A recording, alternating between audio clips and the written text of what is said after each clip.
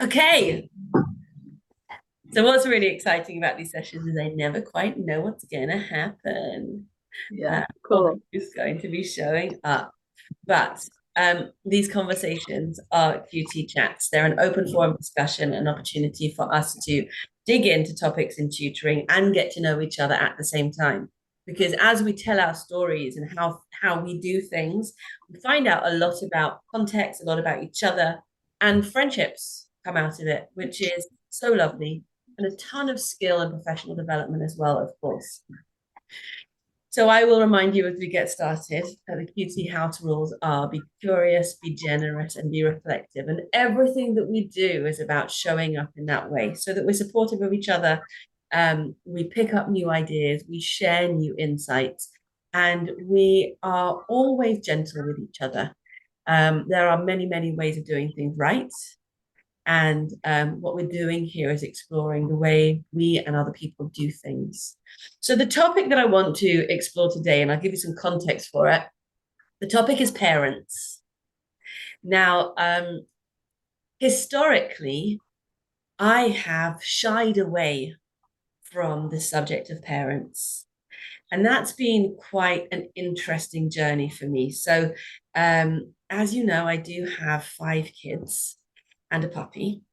And Oh, working in my local primary school was a really enmeshed experience between parents and teachers because it was a community school. The parents were teachers, the teachers were parents. We were all very overlapping. And what we found is that we leaned into the school gates to create distance and clear roles and boundaries. Um, and then when I started tutoring and looking back when my kids were little and I was tutoring, I always found the relationship with the parents quite challenging because they got really close and they started telling me about their divorce and they started asking me advice that was and sometimes I'd spend as much time chatting to the mum on my driveway as I would working with the child. So I found working with parents a minefield. I found that when you're working with special educational needs, the parent is always part of the story. Um, the extent to which they advocate for the child, the extent to which they show up with the same needs as the child. You have so many different layers of relationship there that need understanding and unpacking. And then as a mum, when I employ tutors for my own kids, I'm that mum who wants to speak to you for an hour and a half before I give you my child. And then I completely disappear and I'm a nightmare, right, to get hold of. I know that. I know that about myself. I see myself doing that. So the relationship between parents and tutors and children is complex. And there are lots of different versions of it. And then Helen and I were in a session yesterday that Risha was running. And Risha said, just off the cuff like this, she said she offers parent meet the tutor chats, but she's only ever had one person take her up on it. And I stopped her and I'm like, you mean parents don't want to speak to you first? And she said most students come to her from an online sign up and she never speaks to the parents first. Okay, so Ruthie's nodding, right? This blew my mind because you know how you don't even know what you don't know? It never occurred to me to ask anyone this question of do you speak to the parents first? So I want to know from you what your relationship is with parents with, all the way from sign up to signing off and everything in between. I want to know how you build a relationship, how you manage expectations, how you deal with tricky situations, how they thank you afterwards, at what stage you ask for testimonials, all of those things that build up to the relationship between you and the other adults in the child's life, or how they don't, and what that feels like and looks like. Ruthie, would you mind kicking us off? bit of a mixed bag. Um, I find parents of special needs students more inclined to want to, tell you everything about their child, make sure that you're going to be a good fit, want to be on the phone, and then are constantly on the phone, et cetera, and keep you in touch with every little detail of their child's lives. Um, I would say about 80% of my parents I've never seen or spoken to on the phone. Wow. They How come do to me you feel about online. that? I quite like it. Stay away. Uh, um, be honest. Crazy. Um, yeah, they do. They come to me online. They'll ask me a few questions. I'll give them the answers they want, and I always say, happy to have a chat. They don't want it. They just. Wow. I think a lot of it has come from word of mouth. So I guess other parents have already endorsed me, if you like, and said, "Oh, and I've seen her session. She does it like this," and my son says. So I guess there's a lot of that goes on in the background. So perhaps they don't feel the need. Remind Um, us what age, yeah. what key stage do you work with? Secondary, key stage 3 and 4. No, they're most of them. No, they're not bothered. Don't speak to them hardly at all unless there's an issue. You know, I'll send them regular communication. Don't get a response back most of the time. It's just, yeah, okay, love, you go and do your job. I'm paying you. Go away now. Okay, love, go and do your job. That's And exactly what I'm beginning to hear. yeah, and in a lot of ways, from my point of view, it's great because when I found before I went online and they were all coming to the house, I used to have groups in this room here. I couldn't get rid of them. I mean, dinner would be burning in the oven and everything else, and they'd still be there wanting to chat. So Yeah. actually, from a work-life balance, it's better. But I do find it a bit odd sometimes that they don't want to talk to you. I think you've nailed it. Wow. From a work-life balance, it's better, but it is a bit odd. That, yeah. Claire, what are your thoughts? So pre-COVID, I went out to every single one of my students. So you're knocking on the door, and I would say 99% of the time the parents would answer the door, not the children, and they would be saying goodbye. So you automatically have a relationship with parents when you go out to them. COVID happens, and I'm now 100% online. And because I was used to that relationship with parents, I found it very strange that that dropped off once I went online. So, over the past 3 years, I have developed Friday morning reports. So, every single one of my parents gets a report on a Friday morning, and it could be as short as they haven't done any homework for me this week and they missed the session, which the parents will know because maybe they're the ones that have cancelled it. And I've found that connection. Sometimes I do get a response from that. Often I don't. I have one parent where I send the report, and every week without fail, she just says thank you in an email, and that's it. I have another parent who did send one email once, and she said, I really appreciate the reports you send. So although I might not be getting a response, they are reading them. And as I said last week, I do the promotional emails, which go out to basically anyone that's not unsubscribed. And the website shows you how many people, that surprises me because it shows you how many people have opened the messages. It runs at about 50%. And I know myself, you look down your list of messages, you see who it's from and the title, and you delete, delete, delete. Oh, that one's interesting. So it's interesting that about 60%, 50% actually open them. So sometimes you then think, oh, why am I even bothering? But yes, it staggered me. Now, here's interesting as well. I have about 4 or 5 students that are from pre-COVID where I used to go out. Every single one of those, their parents either has a short chat to me before or after the lesson. All of the ones that I've signed up that are purely online, I've never spoken to except at the beginning, but I do make a point with every single new student. I do a half-hour introduction where I sort of expect or imply that the parents and the child should be there. So right at the beginning, I do at least meet them, but then I'll often not see them again. Okay, so tell us, why do you do that? The introduction, Yeah. because I don't want any misunderstandings down the line, and having them there. Simple things like, how do I pay you? What do I do if I want to cancel? So it might not be necessarily anything about the child's education, but the logistics of it. Yeah, that type of thing. Yeah. absolutely. So I was at curriculum evening last night, and the year four teachers told me all the things that are very important. And I really felt that they were culture setting. They were telling the parents what needed to be said so that they had that side covered. They, the teacher really clearly, and she's very, very strict, she's notoriously strict. She said, if there's anything that I do that you don't like, contact me directly. Don't let your child know that you disagree. So it was Oh, very much about creating this, united front, yeah, which has its pros and cons. Um, but I'm curious to know what else you cover in that session beyond how to pay me, that sets up a shared understanding. I think a lot of it is the technical, because I use two apps where the students need the accounts and they need to know how to access it. And I feel that it's not really fair to do that in a paid hour.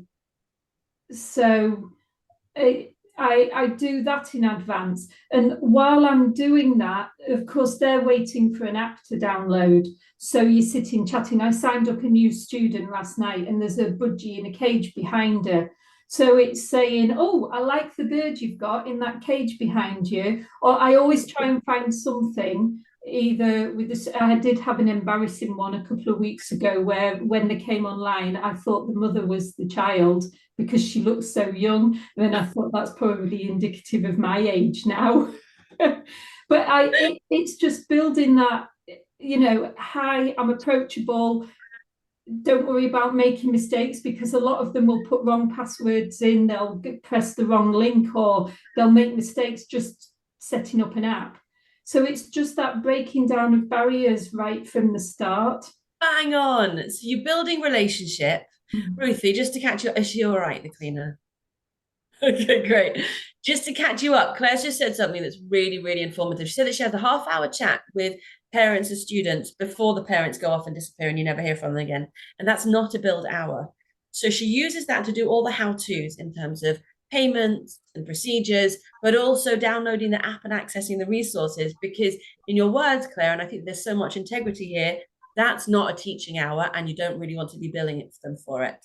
It's necessary, but you're not sure that that's billable time. I think that's really interesting. And then the second point about breaking down barriers and being approachable and noticing things in their background that starts to build a rapport, so that when they're actually showing up for the first session, you've already got a jumping off point in terms of relationship.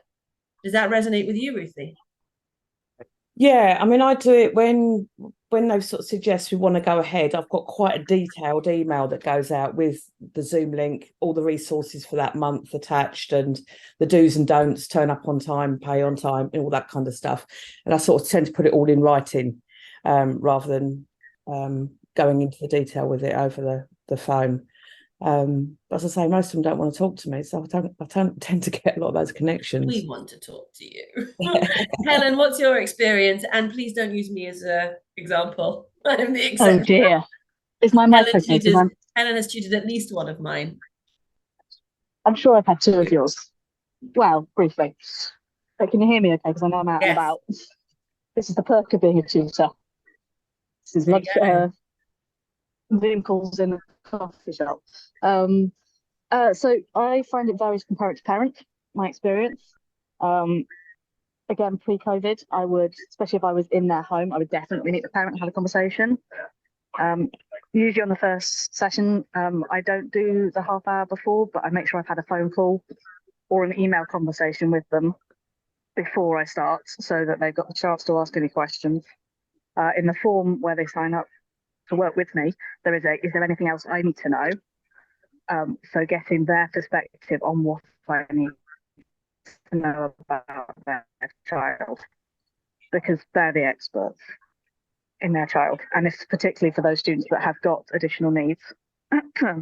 They know how their child will respond to certain triggers. They'll know how to support their child in what they need to be able to do. The alternative provision ones that aren't in the classroom, for various reasons. Again, the parents have been doing this for so long with their students, with their children. They are the experts, they know. So it's definitely asking them either by email or by phone. I find it very much depends on the situation that the student is in. The parents' availability, there's an element of that. Some of them prefer email because then they're not tied to a phone call. They can reply to it when they're available. Yeah, so it's a bit of a mixed bag. It's everything. I'm trying to get to a point where I can anticipate the questions that are going to be asked. Mm-hmm. So that reduces the time they have to spend asking me the questions, which Mm-hmm. isn't because I don't want to spend the time. But if I've got 10 students, I don't want 10 different sets of questions. I want to be able to answer it once. Mm-hmm.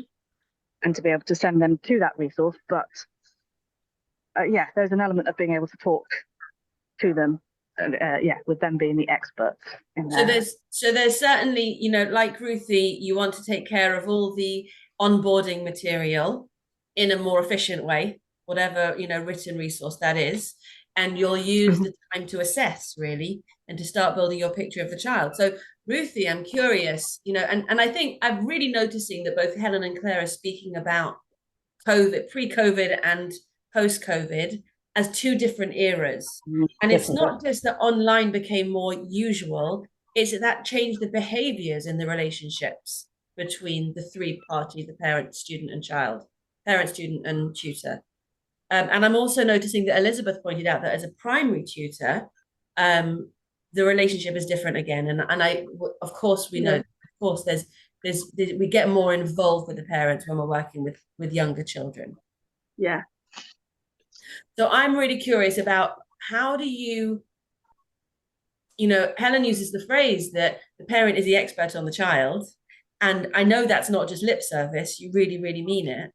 So Ruthie, how do you do without that information, without that handover? Quite easily. I think it's like being back at school, back in the classroom, except it got less. You know, as soon as you start to work, you speak to them, you ask them how their week's been and all the rest of it. You soon get to know that child well and what they can do and can't do. The same as, you know, the teachers, we don't meet the parents beforehand. So you just lean into the diagnostic assessment? Yeah, well, yeah, I mean, I don't do anything formal. No. To assess. I usually start with creative writing because I think that gives you quite a good idea of where they're at and where their literacy is at and everything. But no, I don't do anything formal like that. But very quickly, I think you have a measure of the child, the difficulties, their confidence levels, everything else. If that hasn't already been imparted to you, it doesn't take long to find that out. And then you can go back and ask questions if it's something you notice. Yeah, I agree with you that it doesn't take long. I am going to circle back though at the end. Julie, hi, Caroline, I'm so happy to see you here. Julie, when you're ready to put your camera on, I want to quote you because you said something in the community about parents that I really want to bring in. Hello, Dolly. But Helen has her hand up like a good girl, and so we must go to her first. Go ahead. Helen has figured out on her phone how to raise her hand, so we'll take that as today's learning point. Is that what we were doing there? No, there wasn't actually a hand up. Do you think there's an element of the age of the child being a developing student's independence? That so I work with 14 to 18-year-olds. They are generally able to speak up for themselves. They are generally able to tell me what they need. It might need a little bit of coaxing, sometimes a little bit of asking. Sometimes they might not know, but they need their parents to advocate for them less with the tutor than a younger child who can't express their needs would do in the same way. So again, and we're trying to encourage that to some extent, aren't we? We want these to be functioning adults. They get to 18, they are responsible at that point for their own learning. So do we need to be able to encourage them to be able to, not that we're saying we take the parents out because they are still parents, they are still the parental responsibility and it's all that. So they are definitely a key person in the triad. But there is a little bit of a less dependency upon them as they get older. Really interesting. Caroline and Julie, just for context, we're talking about the role of parents in the tutoring relationship.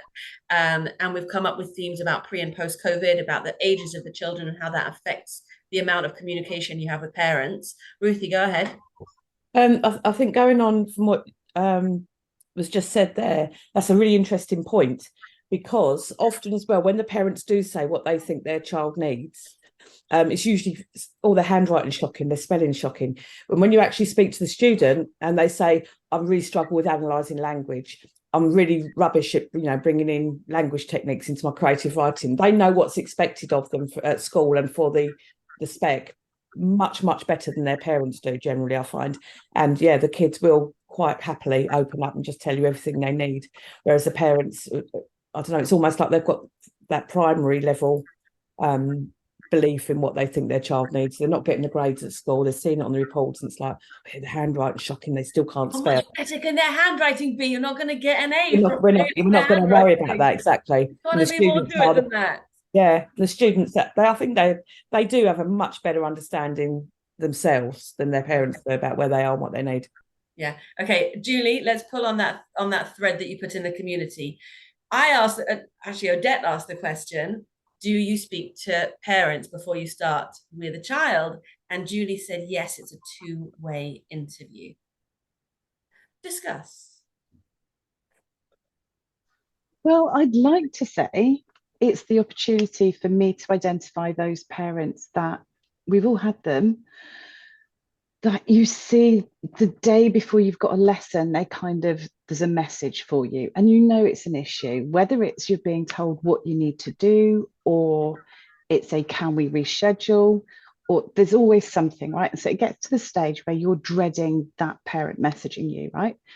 So the idea is that the interview gives you a chance to kind of get a feeling of whether you and the parent are going to be able to work together. Now, I would love to be able to say that in the past, I've seen those flags and I've gone, do you know what? I'm not the right fit. I'm too much of a people pleaser, and I take them on and they're not a right fit, and it doesn't last very long.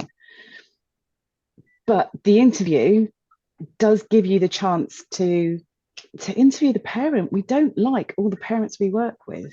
And we keep saying, like, this is our business. We don't have to work with everyone. I just need to get a little bit more ballsy and go, no, sorry.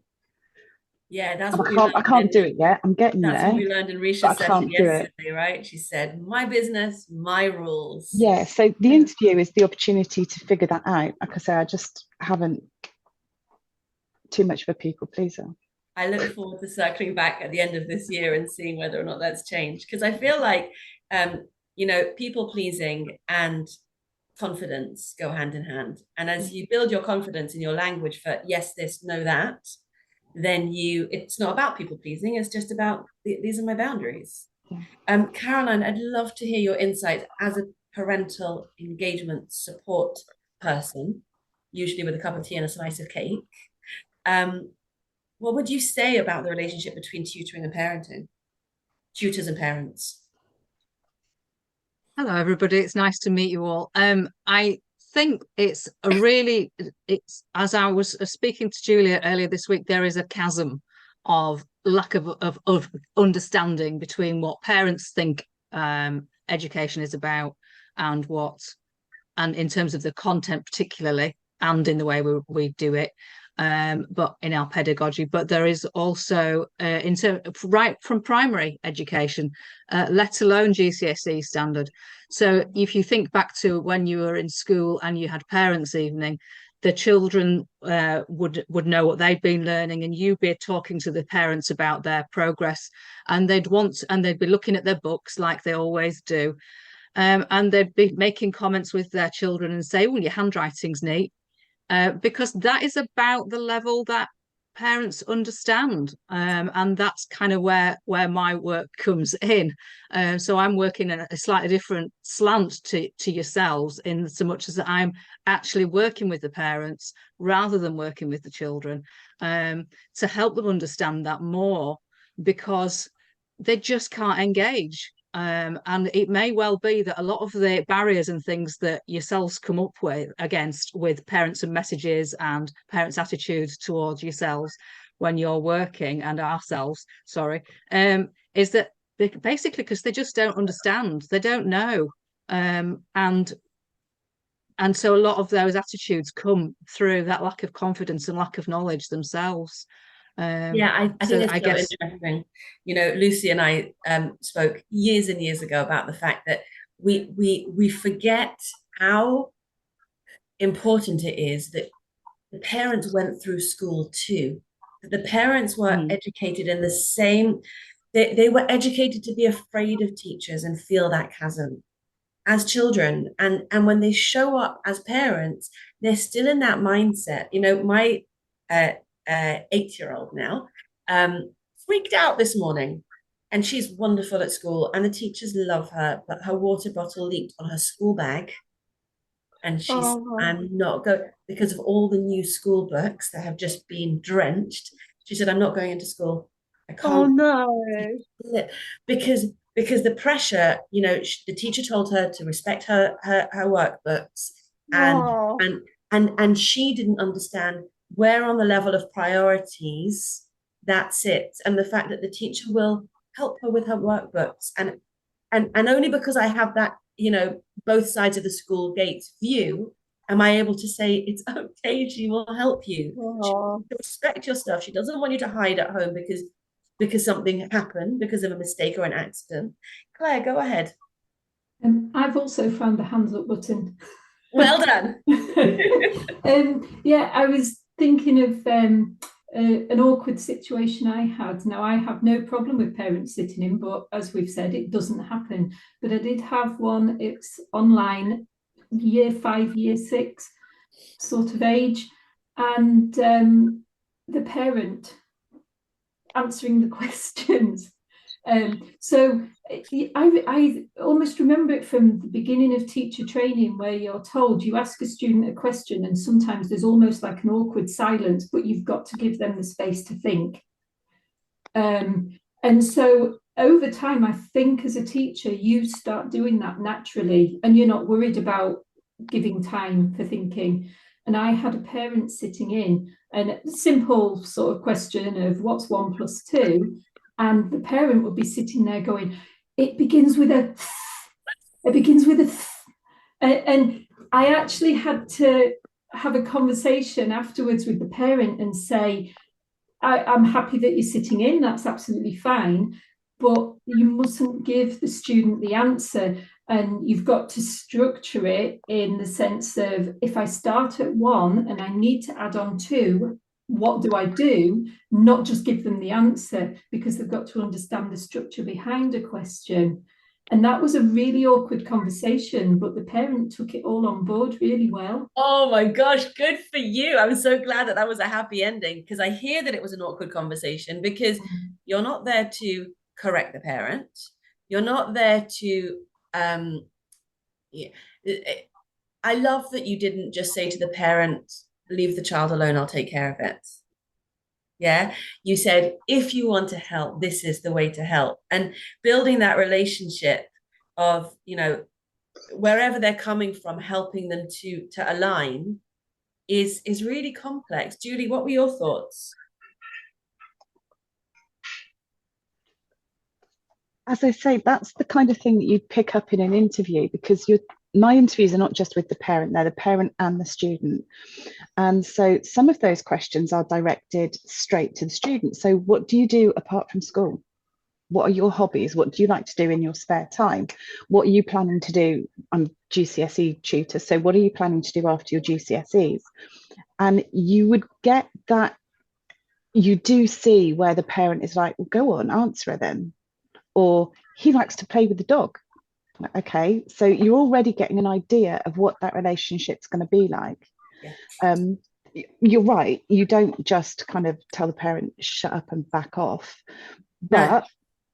you find a way to say it nicely, don't you? Like, well, actually what I'm looking for is, what I want to see is, and within kind of like that context of, and when I'm talking to parents, I don't call it an interview, it's an informal chat to see how we all get on and to set our expectations. And Yeah.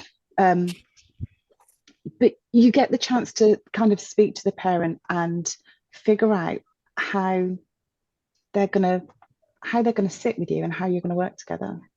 How you're going to work together is, I think, the key phrase there. Yeah. And what we're finding is, you know, really extreme edges of that. Lucy, I do want to call on you, because there's lots of different relationships that you have managed with parents in your past, in your experience. I'm interested in the residential context of working with parents, and also in the alternative provision context of working with parents.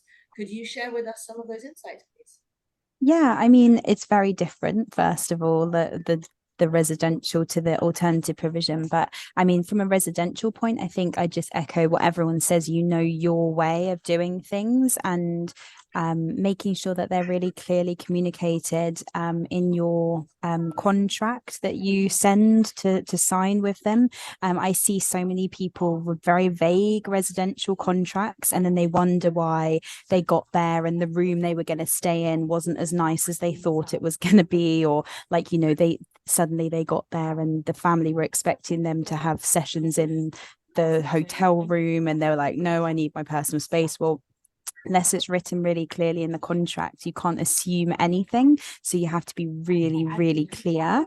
And then I guess with alternative provision, it's the total opposite in a way, because sometimes we're like, from an agency point of view, we're often mending but like burnt bridges between schools and the families. So initially we're like trying to show the parent that it's a positive thing that the school are getting this support for them, but because it's come from the school, sometimes they're a bit worried about it initially. So we've got to sort of go in there and quite quickly establish that trust and rapport that we need to get. For the parent to feel comfortable with us sending an educator into their family home, or sending an educator to the school or wherever it might be, like local libraries or whatever. And but then we've got to really clearly communicate and sort of say that, the sessions that are going to happen are being paid for by the school. So it's, it can be seen as a really positive thing to building those bridges and mending some of that that broken communication between the school. But we have to be very careful never to talk negatively about the school as well, because they're the person that has got this place, this sort of work and provision supported. So yeah, it's a balance. Yeah, and just understanding the intention. Everyone's intention is the same, right? So whether you go on a residential, or whether you're a single tutor supporting a maths GCSE pupil, everyone's intention for your time and the student's time is progress, right? So actually, when you boil it down to just really the simple facts, it doesn't actually matter whether we're working with an ultra high net worth family, or we're working in a really difficult situation in a school. The sort of matching of an educator and a learner together is one of progress. It's not necessarily one of academic progress or social progress or whatever, but it's progress of something. We don't want them to go backwards, so if you actually just boil it down to that, when people start showing their frustrations, oh, but this has happened, but actually when you boil it down to, I understand that has happened before, but right now my aim is that this match or this, provision is we're going to see progress, because that's what you want, that's what the school want, that's what we want, and then you find that common ground that everyone wants to work towards. I think what's lovely about defining progress is when you get it, when you can work towards a shared understanding of what progress would look like for this child in their specific context, and then everybody be on the same page moving towards that, and go way beyond learning outcomes, and then the spillover effect can be learning outcomes. Go ahead, Lucy. I was going to say that actually it sounds a little bit harsh, but I probably wouldn't put it like this to a parent, but I don't actually care what they want as the progress for the student. I actually want the student to feel that they've made progress, because actually if someone says, oh, you've made progress, but you don't feel you have, it means nothing. I hear. Is that different in the different relationships though? So again, we were looking at two extreme relationships there, the residential tutoring on one side, and where you are very much the employee of the parent, and the student is the beneficiary of your support.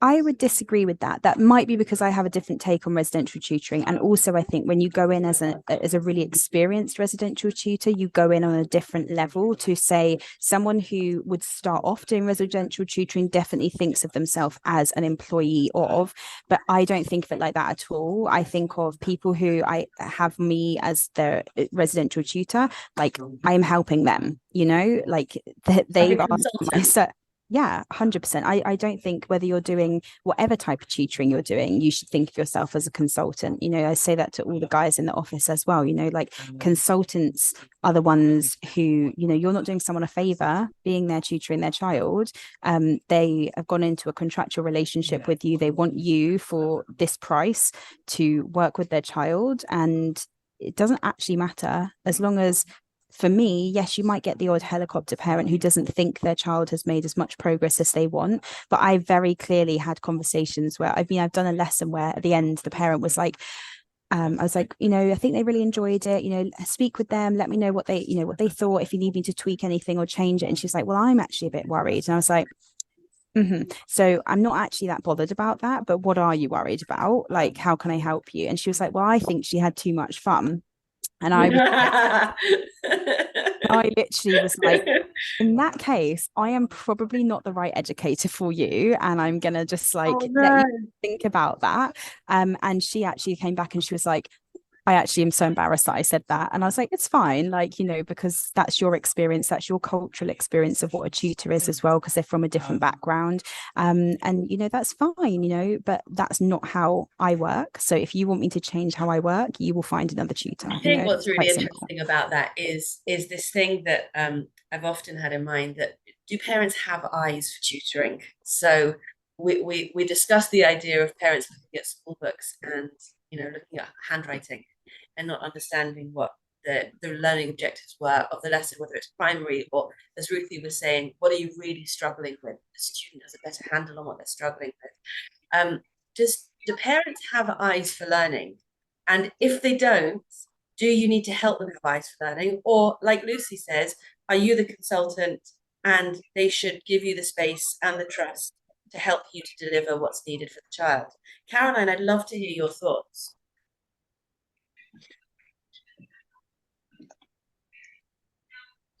It's a tricky one because but ultimately, if the parent is engaged and understands what it is you're trying to do, bearing in mind that they haven't had educational training unless they happen to be a teacher themselves, the only education background that they have is their own.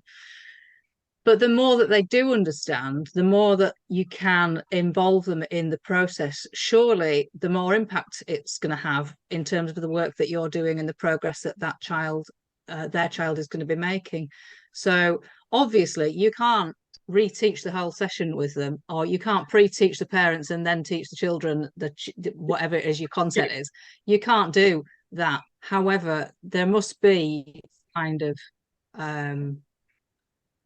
way that you can sort of help them to access what education's about these days and how we do things and some of those key concepts. Because if the child, I mean, my children are 20 and 25, so they're long since through the system, but and it was very rare that they asked me for any help with their GCSEs or A levels or anything. But certainly when they were younger, and because I have an educational background, it was easy for me to be able to help them and prioritize and work out what bits mattered and what bits we could just, come back to and drip. But parents don't have that because they haven't had that experience in the same way. So I think it is a bit of a fine balance. You can't do everything, but as much as we can, we need to help them understand what it is we're trying to do and how we're trying to do it, I think. And I think there's also what we're pointing to is, depending on the background, the expectation and the understanding of the parents, there'll be different relationships that are better suited to them, better tutors that are better suited to the needs of the parents as well as the needs of the children. I think it's important to bring them back into the picture and then understand what their right place is in this ecosystem around the child. Helen, what are your thoughts? I was going to say that most of mine have a massive sigh of relief when I get on board. I'm maths, and I can see even in tutors' faces when I say I teach GCSE maths, the look of horror at why on earth would I want to do that, let alone from a parent. And we teach it very differently now to how we taught it when I came through, let alone when they came through. So yes, it's really important to include them.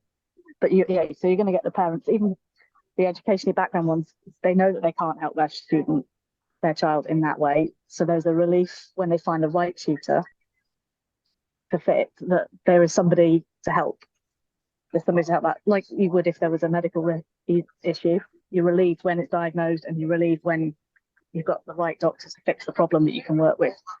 I mean, different but similar. That we are the experts and in our subject, and there is a relief I find from parents when they go, okay, they're finally getting it. They're going to get their 4 in their GCSEs and go on to do whatever it is they want to do. They're actually engaging in learning for some of them. They're actually coming downstairs. They're getting dressed. Well, they might not be dressed, but they're coming downstairs. There's a relief that somebody's listening to them and understanding that they are seeing this problem in their student, in our student, in their child. But yeah, it's just such a sigh of, I could see it, sigh of relief that there's somebody there that's listening, somebody there that can help. I felt that even before. If they don't. I'm glad. I felt that before. Actually, it wasn't you. It was before your time. Oh, shucks. My eldest was struggling at school and being failed by the school. Oh no. And COVID hit, and I brought him an online tutor for all the science subjects, and it was a massive investment. But firstly, during lockdown, I knew that he was speaking to one trustworthy adult a day. And so our relationship had broken down, my teenager and I at that time. But I knew that there was one person who was having an hour's worth of back and forth with him and would let me know if there was anything concerning. I also knew that for all the adults that had failed him in his life in the past year or so, this tutor was not failing him. And I had done the right thing by bringing him. And so there was a level of repair that was happening in our relationship, and relief, as you say, Helen, simply by knowing that I brought the right intervention to help him at that time. And I was really, really proud that I was able to do that for him. It wasn't me that was sitting with him, but finding that person who was able to help my son meant a great deal to our relationship at that time. Claire, what are your thoughts? It's just reiterating what Helen was saying about literally on Tuesday, I'm saying, so I'm a maths tutor as well, and I realised that if you're not in the maths sphere, this probably means nothing to you. But I'm saying to a parent, year 11 student, just started year 11, we did solving quadratics with completing the square, and the parents going, oh yeah, and I'm thinking, you don't know what I'm talking about, do you? But she's just doing that. Yeah, well, exactly. Helen will know exactly what I'm talking about. But it's that you're right about having the expert and almost showing off that you are that expert as well, so that the parents have that confidence in you. So let's delve back to confidence for a second, because I've got 2 things written down here, which you've just alluded to both. I've got methods, so that thing of don't teach them your old methods. We teach them a new method nowadays. You'll just confuse them. That method will break eventually. All of those things, which really do rupture that relationship, because it's very much putting the parent back into the corner, then, isn't it? Like, no, that's for them. This is not. But then this thing about AP. So, and I don't think it's just limited to AP, as you said, Julie, in the chat. The relationship and the buy-in. So Claire, you mentioned before COVID, you'd go to students' houses, and I think you were working for Nudge at that time. Is that right? Sorry, what was that? It broke up. Were those Nudge families that you were going to? The Nudge? No, actually, I started with Nudge in February 2020. My mistake. So I literally went out for a Nudge client for 4 sessions. So I don't have because there's a certain going out. There's another layer of relationship there, isn't there, where the alternative provision, building the relationship with the parents to create buy-in when it wasn't the parents that had brought the child in, as Lucy was saying, where if it's the school that's nominating the child. So that thing about creating buy-in with the parents to support the child, and whether or not this conversation about methods. What are your thoughts on those 2 things?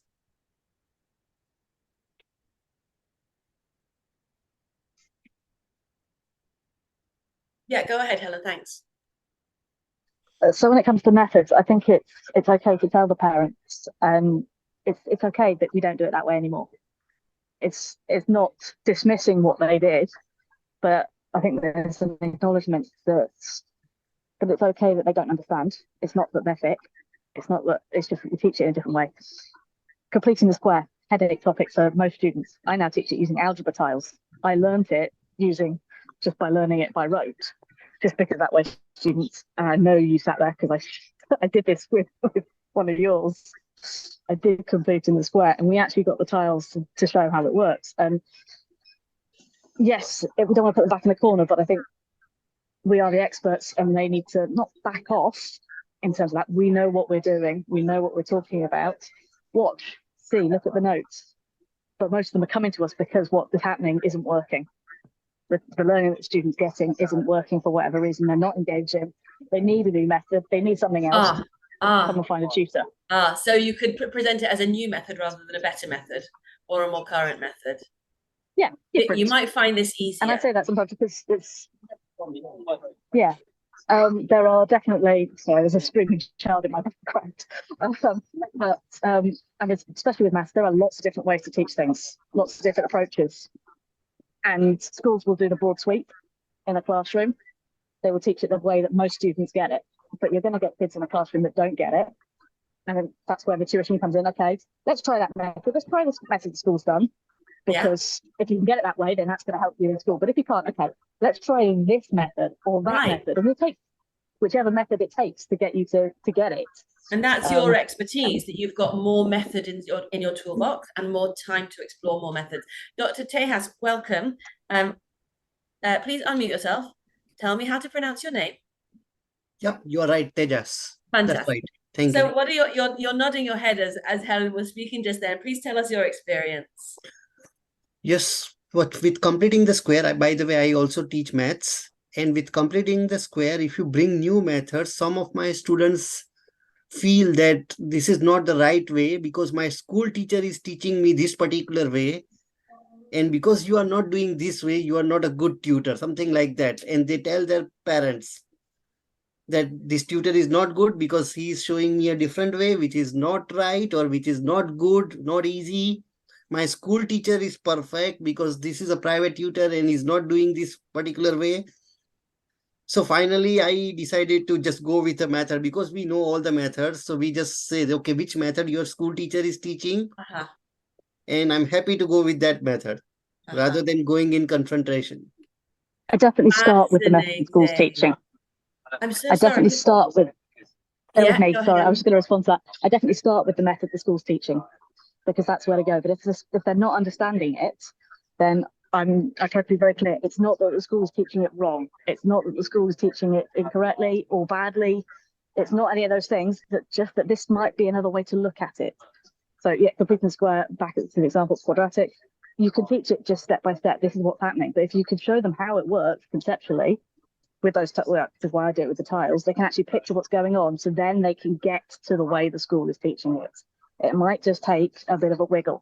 I can understand that students can go back and say, it's not the way the school's teaching it, but if you can, it's phrasing it that it's not that the school is wrong, but you're not understanding the way the school's doing it. Let's see if we can come at it with a different way to help you understand the way the school is doing it. This is turning into a bit of a maths thing, but Ruthie, we are at a loss here, aren't we? Well, I was just thinking there, one of the things that I've found has happened to me as a tutor, because you're working with many students from different schools, I'm also learning different methods from students. When they start doing a piece of maths and I'm thinking, I don't know what you're doing here, I don't know where you're going with this, I never actually stop the student and I'll say to them, I've not seen this method before, but carry on and we'll see if you get the same answer as me and we'll look at this. So it's almost approaching it again as not saying that method's wrong, that method's new, that's different. That method is different.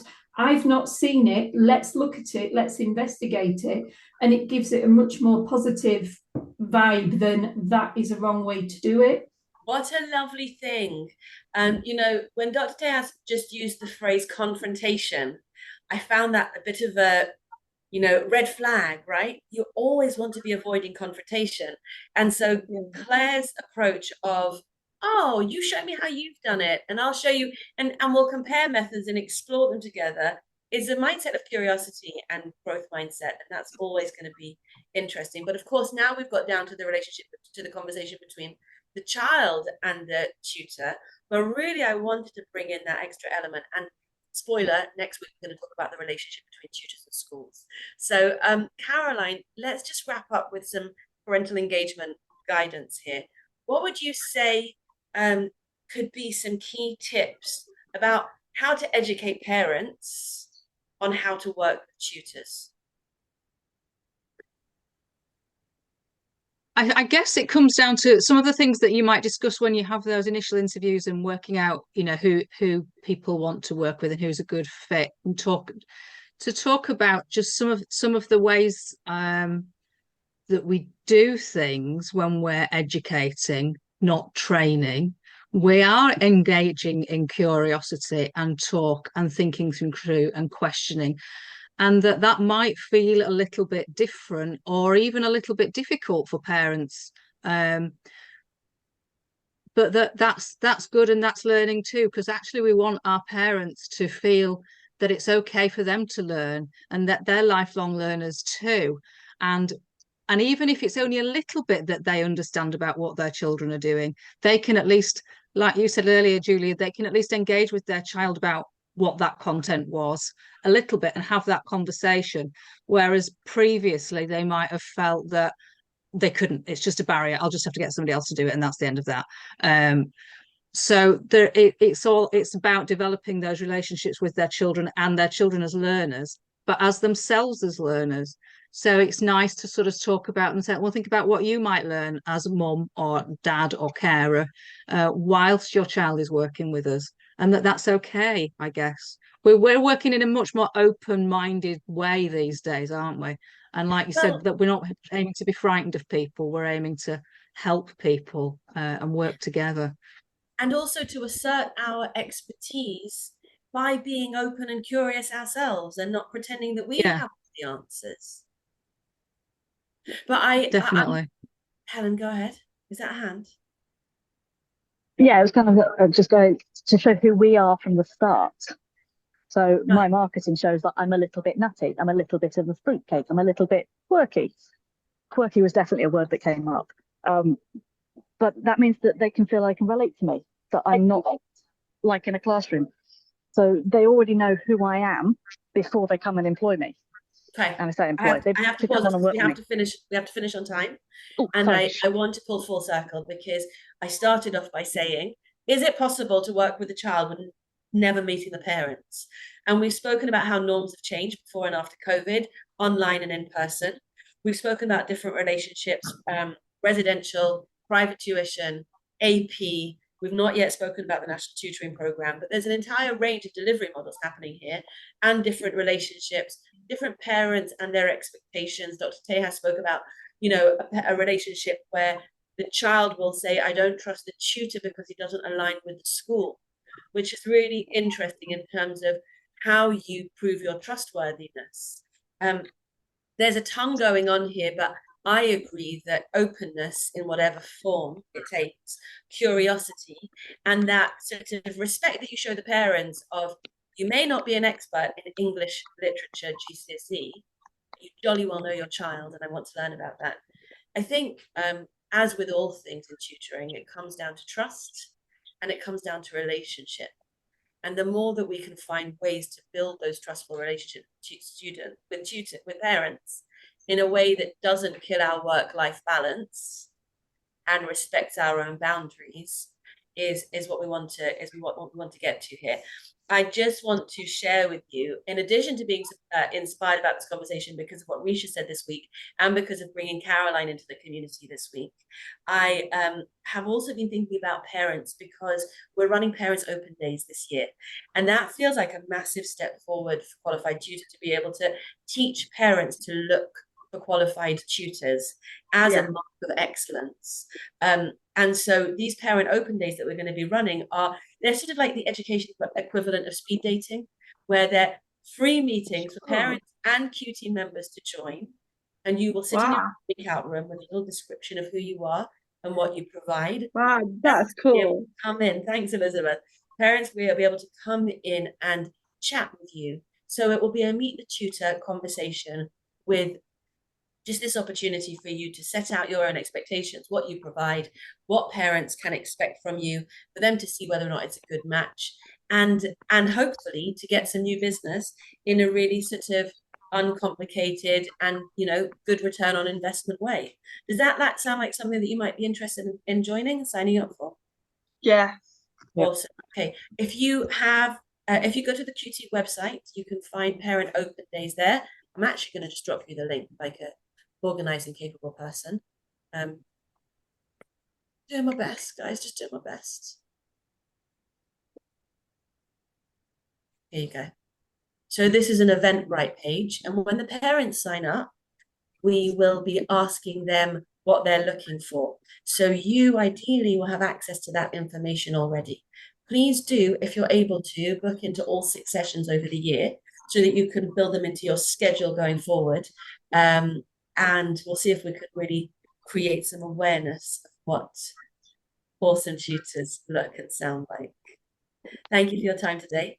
Look forward to seeing you guys next week. Have a great weekend, a restful weekend. Tomorrow, 11 a.m. is demo day for Lesson Space. So if you want to come and check out another online platform, that's well worth your time.